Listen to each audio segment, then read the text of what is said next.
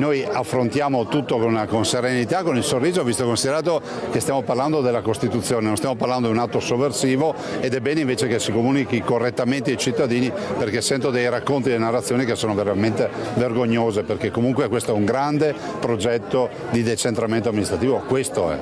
Risponde così il governatore del Veneto Luca Zaia oggi sulla piana del Cansiglio al giornalista che gli chiede se la legge Calderoli sia a rischio, all'indomani dei numeri da record raggiunti dalla raccolta firme anti-autonomia.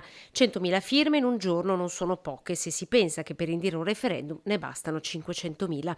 Referendum che, se dovesse essere votato, potrebbe per il governatore del Veneto davvero dividere il paese, mettendo in scena la lotta del nord contro il sud. Il vero spacca Italia sarà rappresentato dal referendum. Il referendum porterà l'Italia, se mai si andrà a referendum, in una maniera e ne uscirà un'altra Italia, un'Italia sicuramente spaccata tra Guelfi e Ghibellini, tra chi voleva la propria autonomia e non l'ha ottenuta, o chi voleva l'autonomia l'ha portata a casa, e chi votava contro e non voleva dare l'autonomia a qualcun altro. Zaia ha tirato per la giacchetta in queste ore dopo il terremoto in Laguna. Suo potrebbe essere il nome del prossimo candidato del centrodestra se Brugnaro dovesse lasciare chiosa anche sulla questione pedemontana, la superstrada esclusa dal governo dalla riforma delle concessioni autostradali, facendo così sfumare il sogno del governatore della holding delle autostrade del nord-est. Il provvedimento non è ancora chiuso perché deve andare in Parlamento. Devo dire che trovo scandaloso che qualcuno dica ma la pedemontana è in perdita, l'abbiamo scritto noi per primi, i primi 9 anni comunque non chiuderà un bilancio in attivo. Le infrastrutture vanno fatte anche una visione di prospettica, è inutile poi lamentarci sempre che non abbiamo i servizi.